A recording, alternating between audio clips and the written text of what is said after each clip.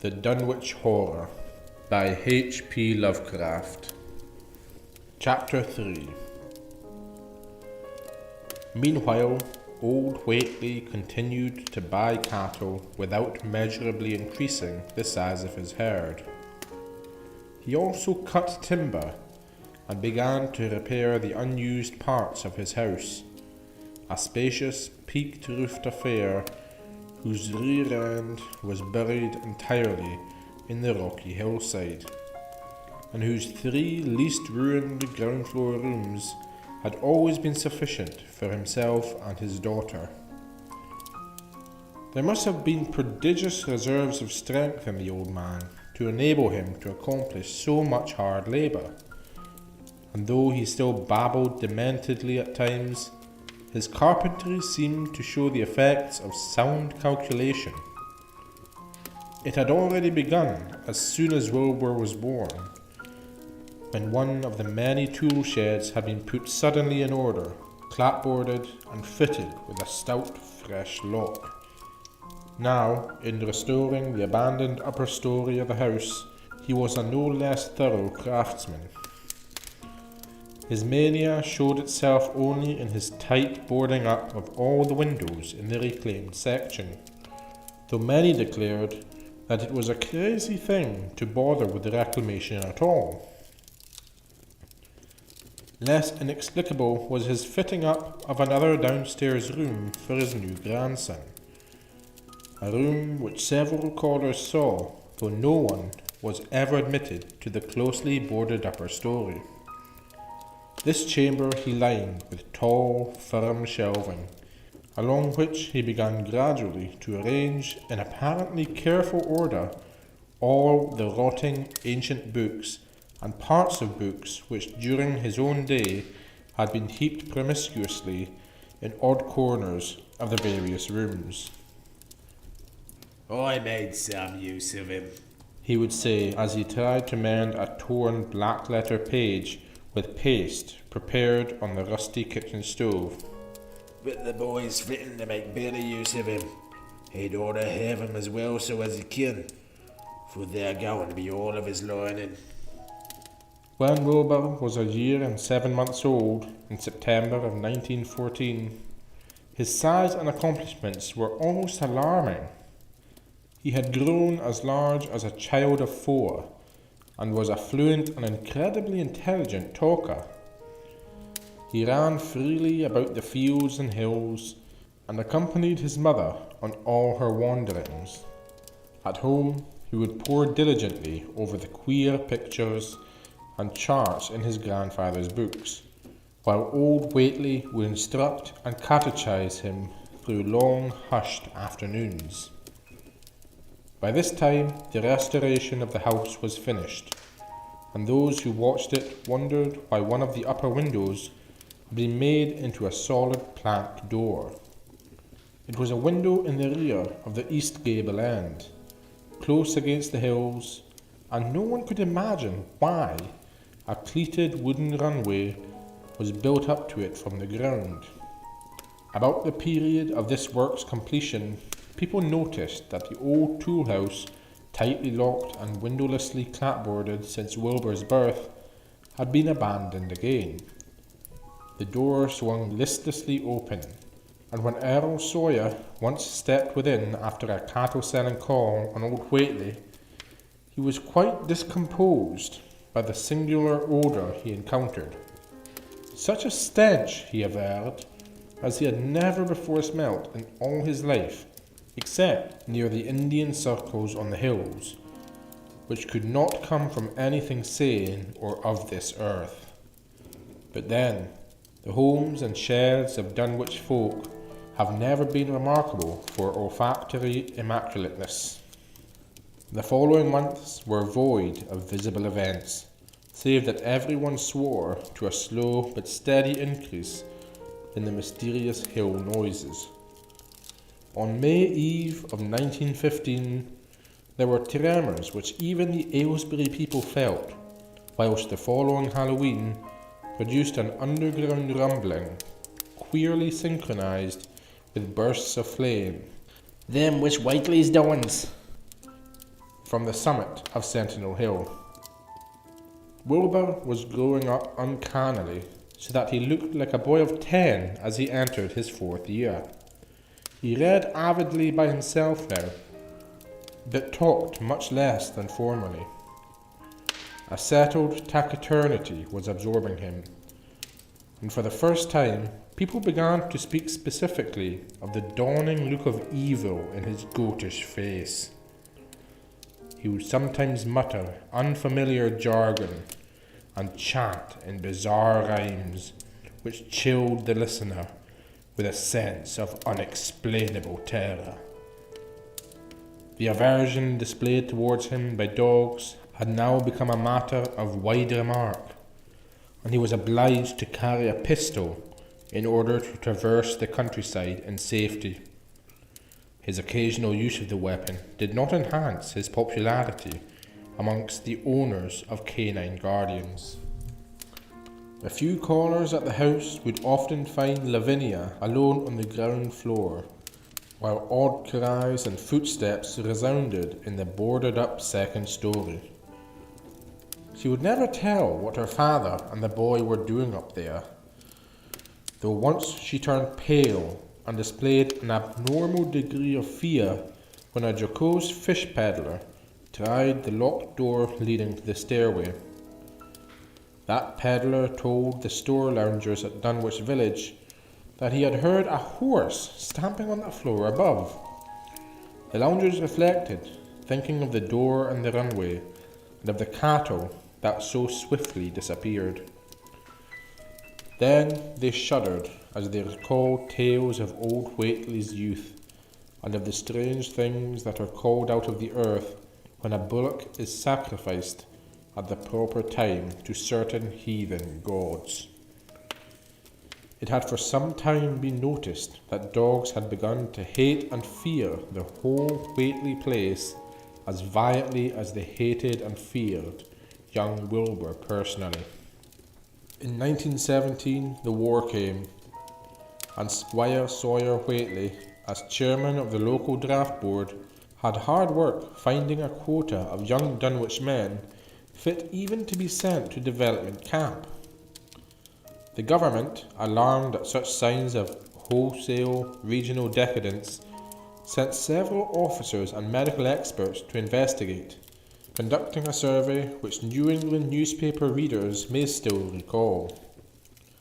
It was the publicity attending this investigation which set reporters on the track of the Whateleys, and caused the Boston Globe and Arkham Advertiser to print flamboyant Sunday stories of young Wilbur's precociousness, old Whateley's black magic, and the shelves of strange books, the sealed 2nd story of the ancient farmhouse, and the weirdness of the whole region and its hill noises.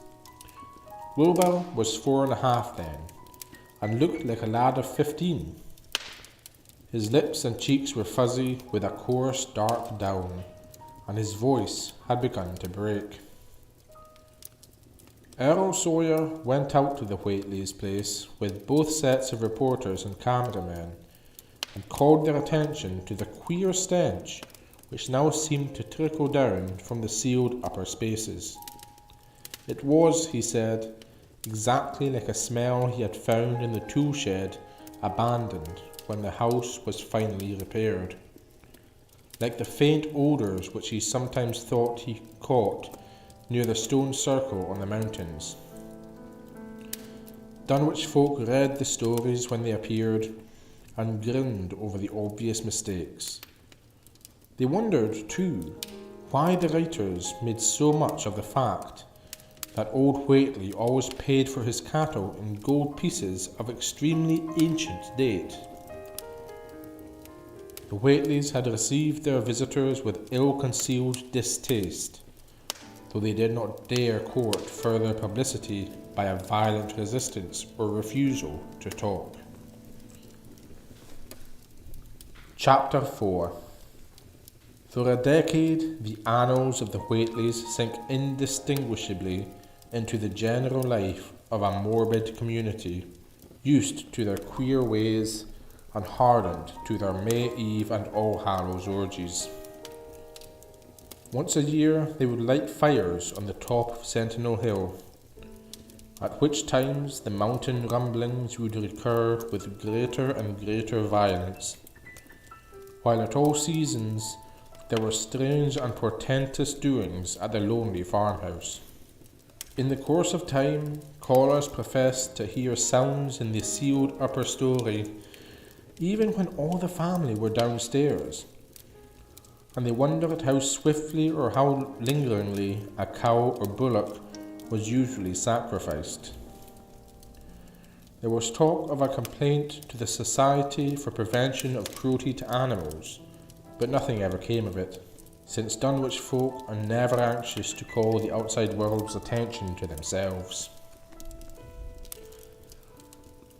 About 1923, when Wilbur was a boy of 10 whose mind, voice, stature and bearded face gave all the impressions of maturity, a second great siege of carpentry went on at the old house.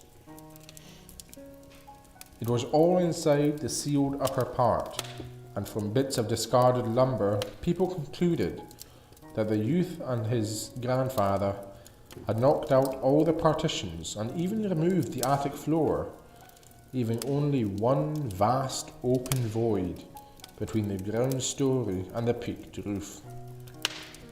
They had torn down the great central chimney too, and fitted a rusty range with a flimsy outside tin stovepipe.